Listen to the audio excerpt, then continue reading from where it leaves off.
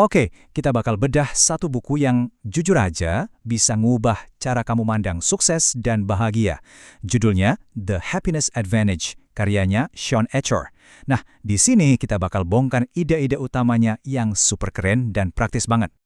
Kamu pernah nggak sih lihat orang yang kayaknya hidupnya tuh lancar banget, selalu semangat, sukses dalam karir, dan kelihatannya benar-benar bahagia? Apa ya rahasianya? Apa mereka cuma hoki? Atau jangan-jangan ada sebuah sistem yang bisa kita pelajari di baliknya? Yuk kita cari tahu bareng. Nah, ini dia ide paling gila dari buku ini yang mungkin bakal bikin kamu kaget.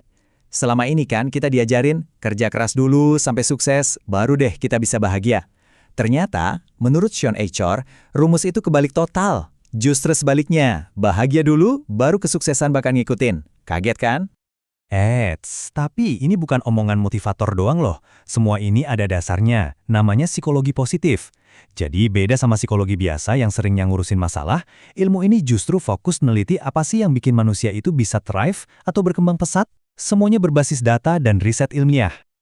Oke, biar kebayang, ini dia peta perjalanan kita beberapa menit ke depan. Kita mulai dari membalik rumus sukses, lanjut ke trik-trik ngubah kebiasaan, terus cara menguasai pola pikir, sampai akhirnya memaksimalkan kekuatan dari hubungan sosial kita. Udah siap? Oke, kita masuk ke bagian pertama. Membalik rumus sukses. Anggap aja gini, kebahagiaan itu bukan piala di garis finish, tapi bensin yang kamu butuhin buat memulai balapan. Dan ternyata ada penjelasan ilmiahnya. Riset ngebuktiin kalau otak kita itu berfungsi jauh lebih baik pas kita lagi ngerasa positif. Jadi, waktu kita bahagia, hormon dopamin dan serotonin itu meningkat. Efeknya, kita jadi lebih kreatif, lebih produktif, dan pastinya lebih berenergi. Ini bukan soal perasaan doang, tapi beneran ada perubahan biologis di otak kita. Nah, dampaknya di dunia nyata, gede banget. Perusahaan-perusahaan raksasa udah sadar soal ini. Mereka yang sengaja investasi buat kebahagiaan karyawannya, terbukti punya produktivitas lebih tinggi, karyawan jadi lebih betah, dan ujung-ujungnya, profitnya lebih gede. Jadi benar kan, bahagia itu bisa menghasilkan cuan? Pertanyaan berikutnya, oke, terus gimana caranya biar bisa lebih bahagia? Nah, di bagian kedua ini, kita bakal ngomongin beberapa trik praktis yang bisa langsung kamu coba buat nge-hack kebiasaan sehari-hari. Coba ingat-ingat angka ini ya, 20 detik. Ini adalah angka ajaib di balik sebuah konsep yang disebut aturan 20 detik. Sebuah trik super simple yang bisa jadi kunci buat ngebentuk kebiasaan baru. Konsepnya tuh simple tapi genius banget. Buat kebiasaan baik, bikin proses memulainya 20 detik lebih gampang. Contoh, pengen rajin baca buku, taruh bukunya persis di atas bantal. Sebaliknya, buat kebiasaan buruk, bikin proses memulainya 20 detik lebih susah. Pengen ngurangin main HP sebelum tidur, simpan HP-nya di ruang tamu. Perubahan super kecil ini secara psikologis bakal ngedorong kamu ke arah yang benar.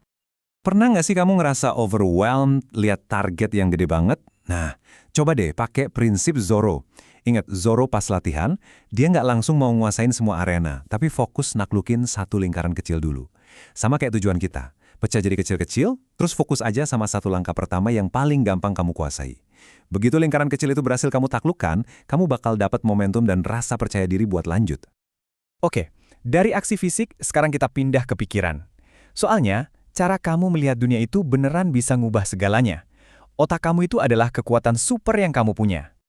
Orang-orang paling sukses di dunia itu bukan berarti mereka nggak pernah gagal ya. Bedanya adalah cara mereka memandang kegagalan. Mereka menyebutnya jatuh ke atas atau falling up. Jadi setiap kali ada masalah, mereka nggak ngelihat itu sebagai akhir dari segalanya, tapi justru sebagai kesempatan buat belajar, adaptasi, dan akhirnya bangkit lagi jadi jauh lebih kuat dari sebelumnya. Oke, sekarang kita coba eksperimen kecil-kecilan. Coba deh lihat sekeliling kamu sekarang. Aku kasih waktu 3 detik buat ngitung ada berapa banyak benda warna biru yang kamu lihat. Siap? Mulai.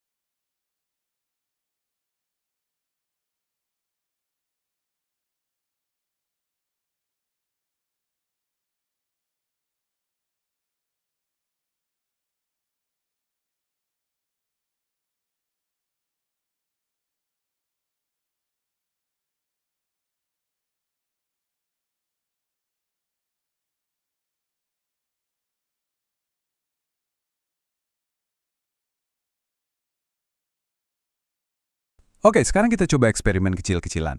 Coba deh lihat sekeliling kamu sekarang. Aku kasih waktu 3 detik buat ngitung ada berapa banyak benda warna biru yang kamu lihat. Siap? Mulai.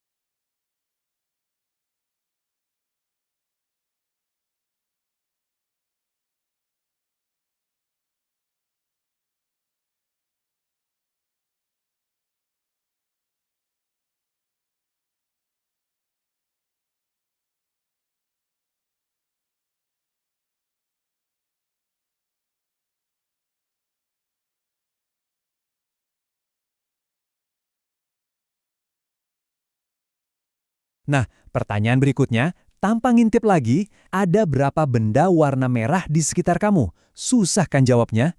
Itu karena otak kamu barusan udah terprogram buat nyari warna biru. Inilah yang disebut efek Tetris. Otak kita itu bakal terlatih buat nemuin apapun yang jadi fokus kita.